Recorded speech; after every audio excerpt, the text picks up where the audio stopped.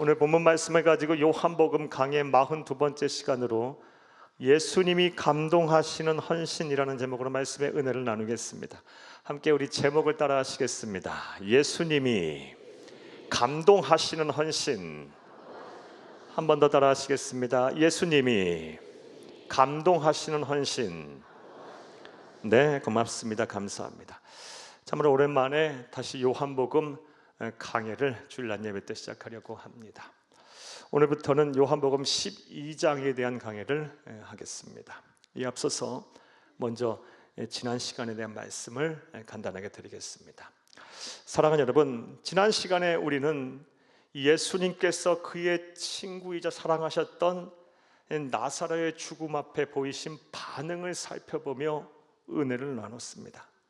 특별히 참 하나님이신 동시에 참 인간이신 예수님께서 이 나사로의 죽음 앞에서 눈물을 펑펑 쏟으셨는데 예수님께서 눈물을 흘리신 의미를 생각해보며 이유를 살펴보며 은혜를 나누었습니다. 이 또한 간단히 말씀드려보겠습니다. 사랑하는 여러분, 우리 주 예수님께서는 죽은 나사로를 살리시기 위해서 이 나사로의 집에 방문하셨어요. 그럼에도 불구하고 이 나사로의 죽음에 비통해하는 사람들을 보며 함께 눈물을 흘리셨는데 그 이유가 무엇일까요? 먼저는 당신 백성의 아픔과 슬픔에 진심으로 공감하셨기 때문입니다. 사랑하는 여러분, 우리 주 예수님은 우리의 슬픔과 아픔, 상처, 괴로움을 외면하시는 분이 아니십니다. 우리가 아파할 때 함께 아파하시고 함께 슬퍼하시는 분이십니다. 우리가 눈물 흘릴 때 함께 눈물을 흘리시는 사랑의 구주이심을 믿으시기를 간절히 주의 이름으로 축복합니다. 지금도 하나님의 보좌 우편에서 저와 여러분을 위해서 기도하고 계세요. 우리를 변호하고 계세요. 사랑하는 여러분, 우리 주 예수님은 마치 부모가 자녀가 아파할 때 외면하지 아니하고 함께 아파하고 함께 고통을 느끼는 것처럼 우리 아픔과 슬픔을 함께 느끼고 계세요. 그러하기에 이 광야 같은 인생, 내 편 하나도 없고 나 혼자 사는 인생이라 생각하지 마세요. 우리 주님은 우리와 함께 하세요. 사랑하는 여러분, 우리 주님을 함께 하시는 그 예수님을 바라보며 위로를 받으시고 용기를 내시고 또 하루하루 살아갈 힘을 내시기를 간절히 주의 이름으로 축복합니다. 또 예수님께서 나사로의 죽음 앞에 비통해하는 사람들과 더불어서 함께 눈물을 쏟으신 그 이유가 무엇이었습니까? 죄로 인하여 죽을 수밖에 없는 인간의 아주 가혹한 운명을 가여했기 때문이 그래요. 사랑하는 여러분, 모든 인간은 죄인입니다. 하나님 앞에서 죄인이 아닌 사람이 없어요. 그리고 죄의 삭은 사망이라 그랬으니 결과적으로 자연인의 상태에서 저와 여러분 모든 사람들은 다 영원한 사망에 이를 수밖에 없어요.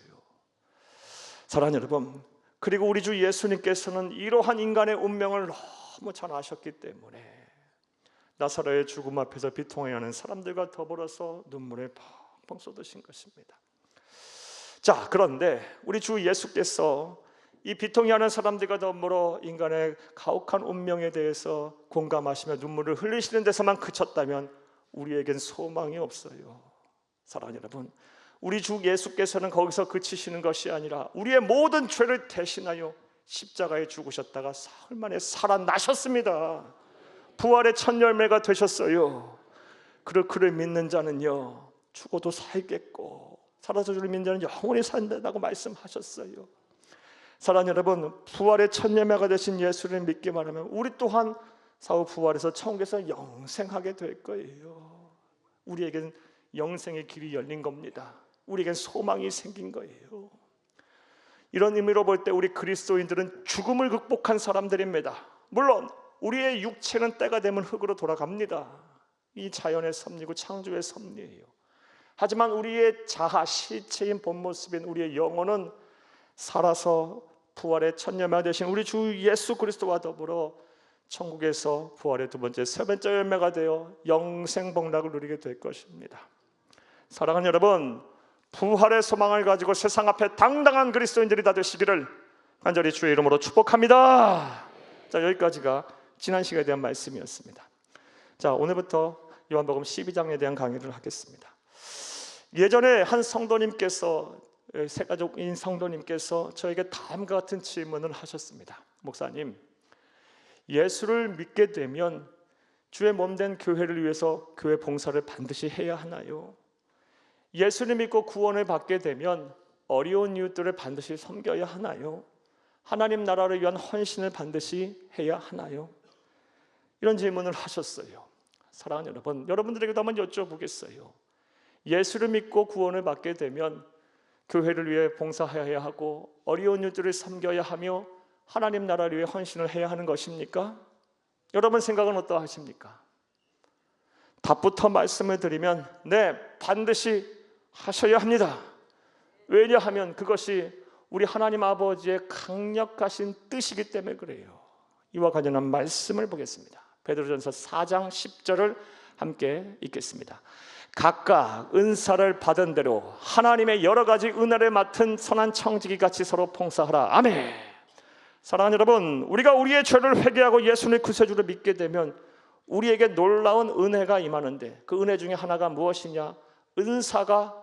은사를 성령께서 선물로 주신다는 거예요. 은사는 성령의 선물, 스피리추얼 기프트예요. 예를 들어 사랑하는 여러분, 어떤 사람들에게는 가르침의 은사를 주세요. 또 어떤 사람들은 위로의 은사도 주세요. 또 어떤 사람들에게는 섬김의 은사도 주시고요. 또 어떤 사람에게는 중보기도의 은사도 주시고요. 어떤 사람들에게는 찬양의 은사도 주시고 어떤 분들에게는요 또 막 그림을 잘 그리는 은사도 더불어 주시고요. 어떤 분들에게는 춤을 잘 추는 은사도 주시고요. 어떤 분들에게는 음식을 잘 만드는 은사도 주시고요. 어떤 분들에게는 기계도 잘 만드는 은사를 주세요. 기타 등등 많은 은사를 주세요. 성령의 선물을 우리는 받게 돼요. 그렇다면 이 성령의 선물인 은사를 예수를 믿어 구원받은 하나님의 백성들에게 주신 이유가 무엇입니까? 선한 청지기 같이, 주인의 재산을 관리하는 청지기 같이, 선한 청지기 같이 뭐 해라? 서로 봉사하기 위해서 주셨다는 거예요. 그러므로 예수를 그리스도 믿어 구원을 받은 하나님의 백성들인 우리들은 하나님이 우리에게 주신 은사를 발견하여 반드시 주의 몸된 교회와 어려운 이웃들 그리고 하나님 나라를 위해 헌신을 해야 합니다. 이것이 진리임을 믿으시기를 간절히 주의 이름으로 축복합니다. 자, 그런데 이와 관련해서도 우리가 주의해야 할 사항이 있습니다. 우리가 주의 몸된 교회를 위하여 봉사하고 어려운 이웃들을 섬기며 나아가 하나님 나라를 위해 헌신을 할 때 억지로 하거나 혹은 강요에 의해서 해서는 안 됩니다. 이것 또한 하나님의 뜻이 아니에요. 하나님은 우리가 봉사와 섬김과 헌신의 자리에 설 때 자발적이며 기쁨으로 그 사역의 자리에 서기를 원하세요. 사랑하는 여러분, 그렇다면 우리가 이 자발적이며 기쁨으로 우리 봉사와 섬김과 이 사역의 자리에 서려면 헌신의 자리에 서려면 어떻게 하면 될까요? 사랑하는 여러분, 이와 관련해서는 우리가 다음 같은 것을 생각하면 돼요. 봉사와 섬김과 이 헌신의 자리에 나로 하여금 서게 하는 이 절대적인 동기가 무엇인가를 생각해 보면 돼요. 물론 하나님의 명령, 하나님의 말씀에 의해서 우리가 해야 하기도 하지만 왜 우리가 봉사해야 하며 왜 우리가 섬김의 자리에 서야 하며 왜 우리가 하나님 나라를 위해 헌신해야 합니까? 하나님이 내게 주신 은혜와 복이 너무 크고 너무 감사하기 때문에 하는 거예요. 그 은혜에 보답하기 위해서 하는 거예요. 이것이 우리의 봉사와 섬김과 헌신의 절대적인 동기가 되면요, 자발적으로 그 자리에 서게 되고 기쁨으로 서게 될 것이며 하나님의 마음에 합한 사역들을 하게 될 것입니다. 사랑하는 여러분, 저와 여러분의 봉사와 섬김과 헌신의 절대적인 동기가 내게 주신 은혜가 너무 크고 놀랍고 고마워서 그 은혜에 보답하기 위함임을, 그것이 기인됨을 되시기를 간절히 주의 이름으로 축복합니다. 그래서 이것을 잘 알았던 구약의 성도인 시편 116편의 기록자는 다음 같은 신앙 고백을 했어요. 시편 116편 12절을 함께 보겠습니다. 내게 주신 모든 은혜를 내가 여호와께 무엇으로 보답할까? 아멘. 사랑하는 여러분, 이 구절을요 우리 그리스도인들은 하나님의 나라 가는 그날까지 마음에 꼭 새기고 이 질문에 대한 답을 하나님의 나라 가는 그날까지 해야 하는 거예요. 내게 주신 모든 은혜를 내가 여호와께 무엇으로 보답할까? 날마다 이 질문 앞에 답을 하나님 앞에 해드려야 하는 거예요. 그게 그리스도인인 거예요. 내게 주신 모든 은혜를 내가 무엇으로 보답할까? 그래서 주의 몸된 교회를 봉사하는 것이고 어려운 일들을 섬기는 것이며 하나님의 나라에 헌신을 하는 거예요. 사랑하는 여러분, 한번 따라 해보세요.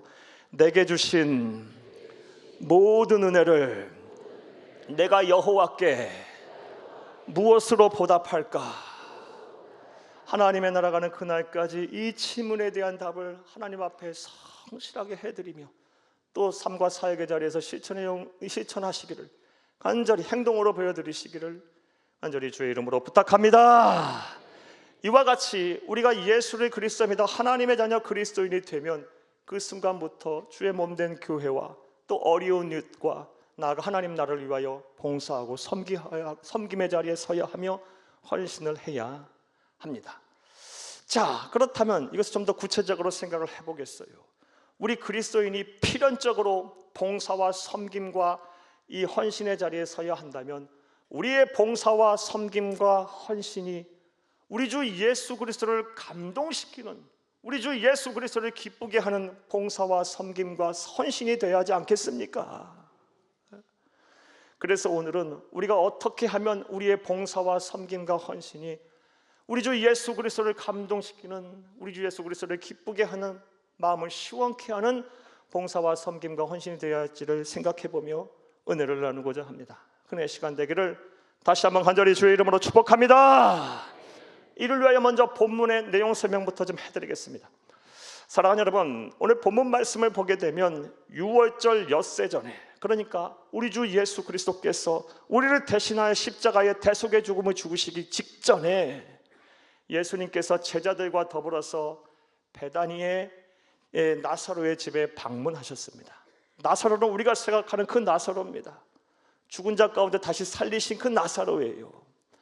예수님께서 이 베다니에 있는 나사로의 집에 방문하자 어느 때와 변함없이 이 나사로의 여동생이었던 마르다는요, 음식을 장만해서 작진히 대접하는 것으로 섬겼고요, 나사로는 예수님과 더불어서 교제를 하였어요. 자, 그때 나사로의 막내 여동생이 예기치 못한 행동을 합니다. 마리아가 예기치 못한 행동을 해요. 오늘 보면 3절을 함께 보겠습니다. 마리아는 지극히 비싼 향유 곧 순전한 나드 한 근을 가져다가 예수의 발에 붓고 자기 머리털로 그의 발을 닦으니 향유 냄새가 집에 가득하더라. 아멘. 이러한 예기치 못한 헌신을 해요. 값비싼 향유 옷값을 깨서 예수의 발에 붓고 자신의 머리털로 예수님의 발을 닦았어요. 자, 그러자 이 제자 중에 한 사람이었던 가룟 유다가 또 오늘 본문 말씀과 같은 내용을 기록한 마태복음을 보게 되면 제자들이 함께요, 이 마리아의 헌신을 책망합니다. 왜 값비싼 향유화팍을 낭비하느냐? 그것을 팔아서 가난한 사람을 구제하였으면 더 좋을 것을 왜 낭비하느냐 하며 책망하였어요.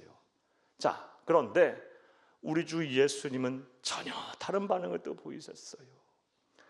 제자들 가룟 유다의 말을 듣지 아니하시고요, 오히려 이 마리아의 헌신에 크게 감동을 하셨어요. 그리고 매우 흡족해 하시고 기뻐하시며 오늘 본문 말씀과 같은 내용의 기사를 기록한 마태복음 26장 13절을 보게 되면 다음과 같이 축복을 하십니다. 함께 읽겠습니다. 내가 진실로 너희에게 이르노니 온 천하에 어디에서든지 이 복음이 전파되는 곳에서는 이 여자가 행한 일도 말하여 그를 기억하리라 하시니라. 아멘.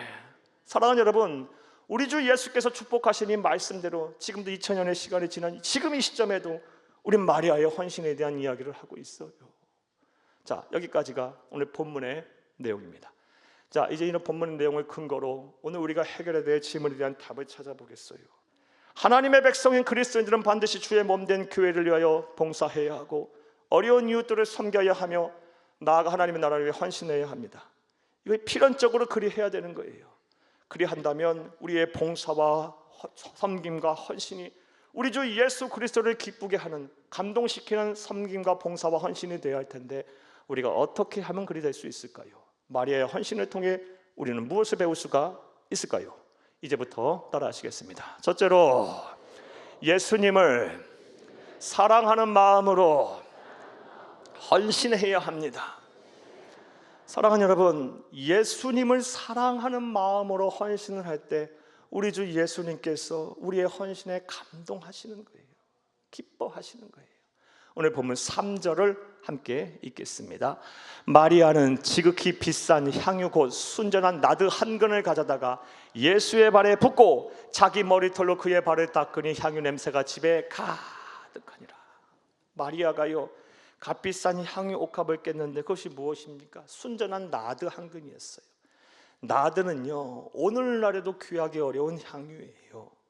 나드는 무엇으로 만드느냐? 사랑하는, 무엇이냐? 저 히말라야 산맥에 가면 3,000m 이상 되는 곳에서만 자라는 강솔향이라는 뿌리나 식물이 있어요. 이 강솔향이라는 뿌리에서 채취한 기름이에요. 오늘날에도 희귀해서요, 3,000m 이상 되는 고산지대만 자라고요, 많지도 않아요. 오늘날에도 희귀해서 비싼데 사랑하는 여러분, 성소시대는 말할 것도 없었겠죠.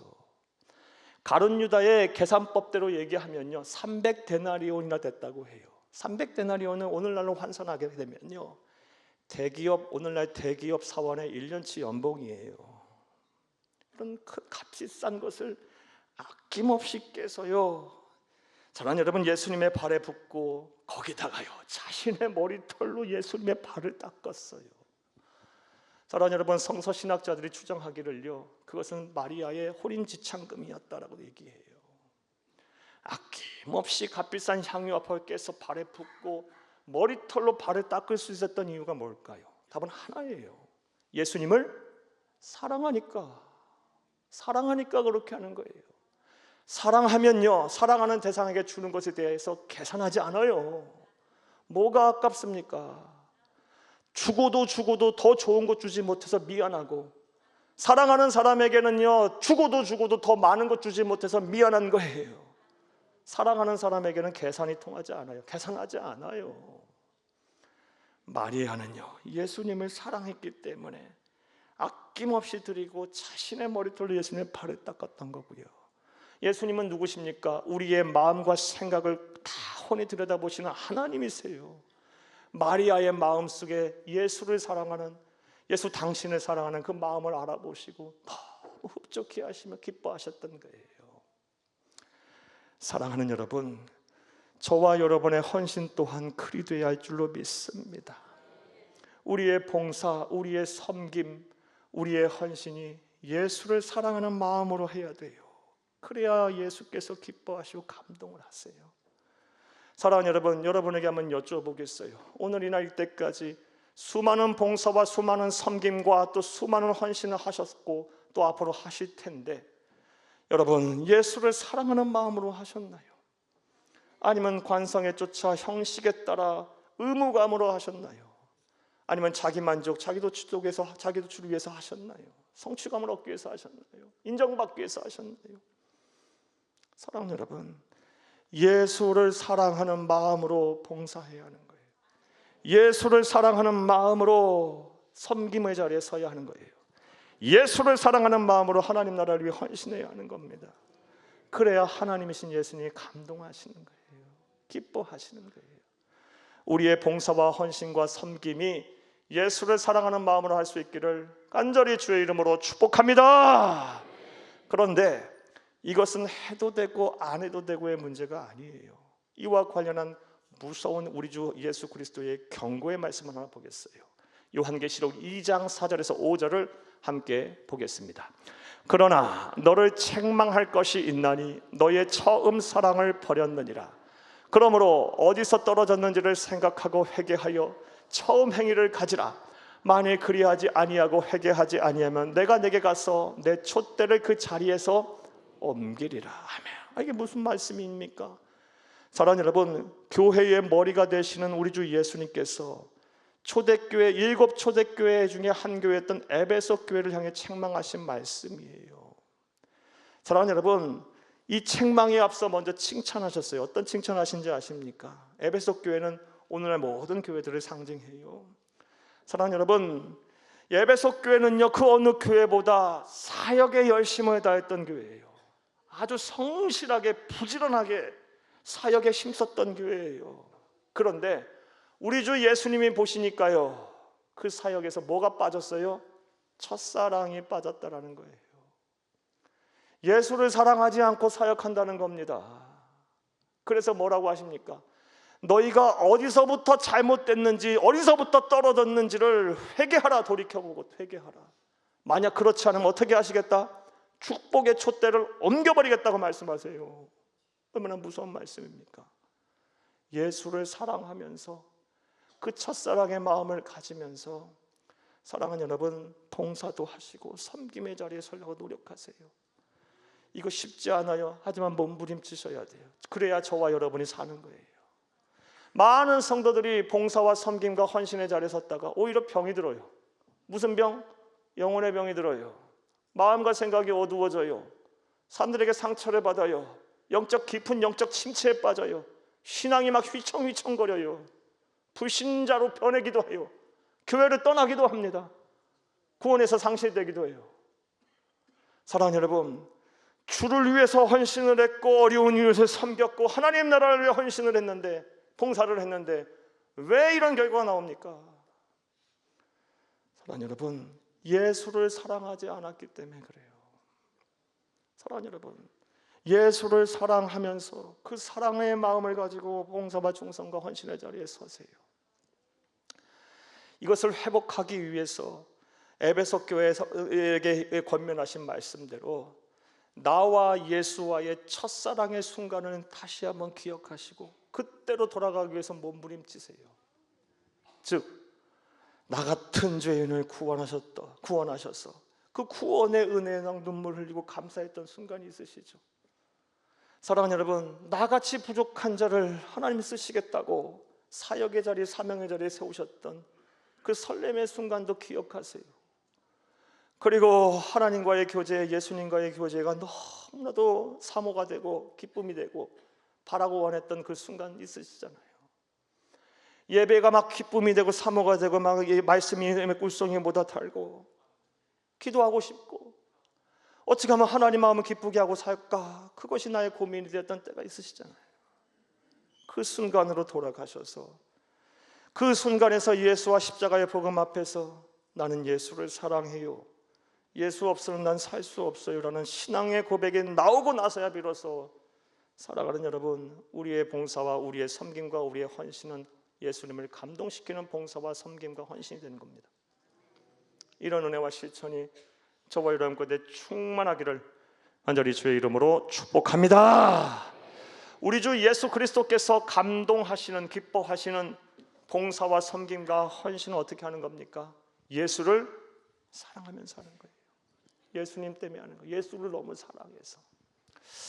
또 두 번째로, 마리아의 헌신을 통해서 우리가 배울 수 있는 우리 주 예수님이 감동하시는 헌신은 무엇일까요? 우리는 어떻게 해야 할까요? 따라 하시겠습니다. 둘째로, 예수님을 최우선으로 생각하며 헌신해야 합니다. 예수님을 가장 앞에 두고 예수님을 사랑하고 예수님을 경배하고 예수님을 높이고 예수님의 마음을 시원케 하는 것을 가장 앞에 두고 최우선으로 두고 사랑하는 여러분, 헌신하는 것이 바로 예수님을 감동하게 시키고 예수님을 기쁘시게 하는 우리의 봉사와 섬김과 헌신입니다. 앞서 우리가 서두에서 살펴본 대로 사랑하는 여러분, 이 마리아가 정말 값비싼 향유옥합을 깨고 그래서 예수님의 발에 붓고 자신의 머리털로 예수님의 발을 씻기자 가룟 유다 그리고 제자들이 예수님을 왜 그런 일을 행하냐고 마리아의 헌신을 책망했어요. 사랑하는 여러분, 가룟 유다와 또 제자들의 책망 속에 내포되어 있는 의미가 무엇입니까? 왜 돈의 쓰임이 잘못됐다라는 거 아니에요. 우선순위가 잘못됐다고 얘기하고 있는 거예요. 그런데 우리 주 예수님께서는 이 문제에 대해서 깨끗하게 정리를 하세요. 신앙의 우선순위가 무엇인지를 다시 한번 분명하게 말씀해 주세요. 8절을 함께 읽겠습니다. 가난한 자들은 항상 너희와 함께 있거니와 나는 항상 있지 아니하리라 하시니라 하며, 나부터다. 가난한 이웃도 섬기고 가난한 이웃도 구제하고 도와야 하지만 나부터 나를 영화롭게 해야 한다. 이 말씀을 우리 주 예수님께서 하고 계시는 거예요. 우리의 신앙의 우선순위는요, 예수님을 사랑하는 것이고 예수님을 높이는 것이며 예수님과의 관계를 바르게 하는 것이고 예수님의 마음이 있는 곳에 내 마음이 가는 거예요. 이것은 마태복음 22장에 우리 주 예수님께서 하신 말씀을 통해 알 수 있습니다. 마태복음 22장 37절에 40절 함께 읽겠습니다. 예수께서 이르시되 내 마음을 다하고 목숨을 다하고 뜻을 다하여 주 너희 하나님을 사랑하라 하셨으니 이것이 크고 첫째 되는 계명이요 둘째도 그와 같으니 내 이웃을 내 자신과 같이 사랑하라 하셨으니 이 두 계명이 온 율법과 선지자의 강령이니라. 하나님을 사랑하는 것, 이것이 가장 크고 첫째 되는 계명이고 그 다음에 내 이웃을 내 몸같이 사랑하는 것, 이것이 두 번째 되는 계명이라는 겁니다. 하나님의 말씀이라는 거예요. 하나님 사랑, 예수를 높이고 예수와 교제하고 예수를 기쁘게 하는 것보다 우리의 신앙의 우선순위는 없어요. 그런데 안타깝게도요, 많은 성도들이 이 우선순위를 바꿔 살아요. 사랑하는 여러분, 예배는 소홀히 하면서 구제에 힘쓰시는 분들 계세요. 사회봉사는 열심히 하시는 분들 계세요. 하나님과의 만남, 하나님과의 교제, 경건의 시간을 갖고 기도 생활하지 않고 말씀 묵상 생활하지 않고 살면서 삶의 자리에서 봉사는 열심히 하겠다고 해요. 그러면서 내 신앙에는 문제가 없다고 얘기를 해요. 네. 언뜻 보면요, 참 잘하시는 거예요. 잘하시는 것처럼 보이기도 해요. 그런데 우선순위가 잘못됐어요. 우선순위가요. 신앙생활은요, 성경적으로 해야 합니다. 신앙생활은요, 우리의 신앙의 대상이 되시는 하나님 아버지의 뜻대로 해야 합니다. 그게 신앙생활이죠. 사랑하는 여러분, 그러하게 우리 그리스도인들은 예배를 생명같이 귀하게 여기셔야 하고 이 예배 드리는 때에 정말 준비된 마음으로 오셔야 돼요. 그리고요, 정말 신령과 진정을 다하여 진실한 마음으로 예배 드리셔야 하고요, 사모하는 은혜를 사모하는 갈급한 심령으로 예배 드리셔야 합니다. 그리고 기도 쉬는 죄를 범하면 안 됩니다. 하나님과 교제하는 삶을 멈춰서는 안 돼요. 예. 그리고 우리 주 예수 그리스도의 마음, 그 마음이 무엇입니까? 영원 사랑, 영원 구원이에요. 우리 주 예수님께서는 나는 전도하러 왔다고 말씀하셨어요. 부활하여 승천하시면서 후 승천하시면서 우리에게 남기신 말씀이 무엇입니까? 너희는 가서 모든 민족을 제자로 삼아 아버지와 아들과 성령의 이름으로 세례를 주고 내가 분부한 모든 것을 가르쳐 지키게 하라. 보이자다 내가 세상 끝날까지 너희와 항상 함께 있으리라 하시면서 이 말씀하셨어요. 우리 주 예수님 기뻐하시는 일부터 하는 거예요. 전도에 힘쓰세요. 이건 나와는 상관없는 일이라고 생각하지 마시고요, 그런 다음에 이웃을 섬기고 또 가난하고 병들고 지친 사회적 약자를 돌보는 일을 하는 거예요. 하나님을 사랑하는 사람이 이웃을 섬기는 일을 소홀히 할까요? 천만의 말씀이에요. 절대 그렇게 할 수 없어요. 우선순위를 바로 하시기를 간절히 주의 이름으로 축복합니다. 우리 주 예수보다 귀한 것 없습니다. 이 믿음이 확고해야 합니다. 이 인식이 확고하셔야 합니다. 예수보다 귀한 것 없습니다. 예수 아니면 우리가 어디에서 구원을 얻고 예수가 아니면 어디에서 하늘 행복을 얻겠습니까? 예수가 아니면 우리가 어디에서 죄사함을 받으며 예수가 아니고서 어찌 우리가 하나님의 무서운 심판을 피할 수 있겠습니까? 예수 아니고서 우리가 어찌 영생을 얻겠습니까? 주 예수보다 귀한 것은 없는 거예요. 예수님을 최우선으로 두고 봉사하시고 섬김의 자리에 서시며 하나님 나라를 위해 헌신하시는 귀하고 복된 성도님들 다 되시기를 간절히 주의 이름으로 축복합니다. 말씀 맺겠습니다. 사랑하는 여러분, 20세기 최고의 기독교 변증가라고 일컬어지는 C.S. 루이스가 쓴 스크루테이프의 편지라는 책을 보면 다음과 같은 이야기가 나옵니다. 스크루테이프의 편지는요, 20세기 초반에 쓰여진 고전이고요, 지금도 베스트셀러로 팔리는 책이에요. 스크루테이프는 가상의 인물이, 가상의 존재인데요, 아주 노련한 악마예요. 마귀예요, 마귀. 이 스크루테이프라는 마귀가요, 노련한 마귀가 시원찮은 신참 마귀에게 31가지의 글을 써서 편지를 써서 보낸 게 스크루테이프의 편지예요. 자, 근데 이 스크루테이프의 편지의 내용에 보게 되면요, 스크루테이프, 아주 노련한 악마가 현찮은 신참 악마인 워머드에게 다음 같은 조언을 합니다. 어떤 조언을 하느냐? 성도들을 미혹시키는 데서 제일 첫 번째 타겟으로 두어야 될 성도가 누구냐라는 거예요. 누구냐? 미래에 대한 불안감으로 인해 현재 사역을 주저하시는 사람들, 지금 헌신하지 않는 사람들, 또 과거의 집착과 과거의 후회에 사로잡혀서 현재 주를 위해 헌신하지 않는 사람은 제 1번 타겟으로 삼으라고 이야기하고 있어요. 합당한 얘기인 것 같아요. 성경적인 이야기인 것 같아요. 사랑하는 여러분, 여러분은 지금 헌신의 자리에 서 계십니까? 예수를 그리스도 믿게 되면 주의 몸된 교회에 봉사해야 되고 어려운 이들을 섬겨야 합니다. 무엇보다 하나님의 나라에 대한 꿈을 꾸어야 합니다. 하나님의 비전이, 꿈이 내 비전이 되어야 합니다. 주의 나라를 위해 헌신하셔야 돼요. 헌신을 하시되 마리아와 같은 헌신을 하세요. 우리 주 예수 그리스도를 감동시키는 헌신을 하세요. 먼저는 예수님을 사랑하는 마음으로 헌신하세요. 나아가 예수님을 최우선으로 생각하며 헌신하세요.